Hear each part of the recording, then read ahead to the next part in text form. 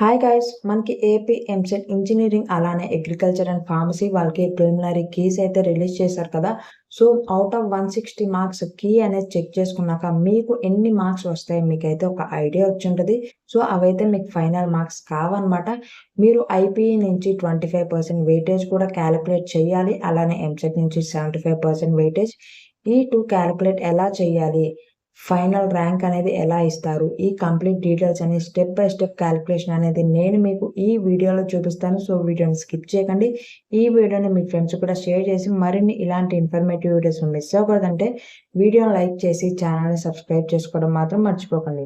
For ఎగ్జాంపుల్గా ఇక్కడ మ్యాథ్స్లో మీకు 80 మార్క్స్కి 23.65 మార్క్స్ వచ్చాయి అనుకున్నాం. ఇక్కడ పాయింట్స్లో మార్క్స్ వచ్చాయి ఎందుకంటే మీరు రాసిన షిఫ్ట్ ప్రకారం నార్మలైజేషన్ ప్రాసెస్ అనేది కంప్లీట్ అయ్యాక మీకు సబ్జెక్ట్ వైజ్ మార్క్స్ అనేవి పాయింట్స్లోనే వస్తాయి. సో ఫిజిక్స్లో 40కి 15.14, కెమిస్ట్రీలో 40కి 19.48 మార్క్స్ వచ్చినాయి అనుకుంటే ఈ మూడు యాడ్ చేస్తే మీకు వచ్చేది 58.2894 మార్క్స్ అయితే వచ్చాయి అనుకోండి.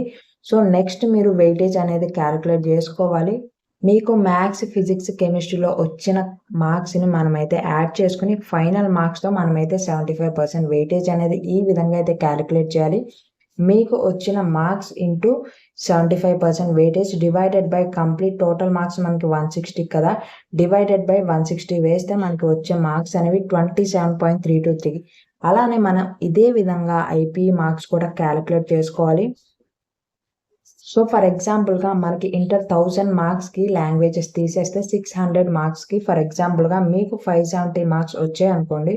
సో 570 ఇంటూ మనకి వెయిటేజ్ 25 కదా, ఇంటూ 25 డివైడెడ్ బై 600 వేస్తే మనకి వచ్చే మార్క్స్ అనేవి 23.75.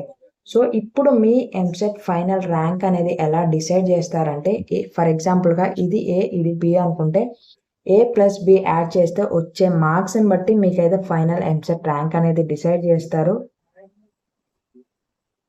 ఇక్కడ మనం A+B వేస్తే మనకి 51.0731 వచ్చింది కదా. సో ఈ మార్క్స్ని బట్టి మీకు ర్యాంక్ అనేది ఇస్తారన్నమాట. సో ఇక్కడ మీకు పైన చూస్తే మనకి ఎంసెట్లో క్వాలిఫై అవ్వనట్లే ఓసీ కేటగిరీని బట్టి చూస్తే సో మనకి ఎంసెట్లో తక్కువ మార్క్స్ వచ్చిన ఐపీయూలో ఎక్కువ మార్క్స్ రావడం వల్ల కవర్ అయిందనమాట. మంచి ర్యాంకే రావచ్చు ఇక్కడ వచ్చిన స్కోర్ని బట్టి. సో మీరు ఈ విధంగా కీ చెక్ చేసుకున్నాక మీకు వచ్చిన మార్క్స్ని బట్టి ఇలా క్యాలిక్యులేట్ చేసుకుంటే మీకు ఎంత ర్యాంక్ వస్తుంది అనేది, ఎంసెట్లో ఎన్ని మార్క్స్ వస్తాయి అనేది మీకైతే ఒక ఐడియా వస్తుంది. సో ఈ వీడియోని మీ ఫ్రెండ్స్ కూడా షేర్ చేయండి. ఛానల్ని సబ్స్క్రైబ్ చేసుకోవడం మాత్రం మర్చిపోకండి.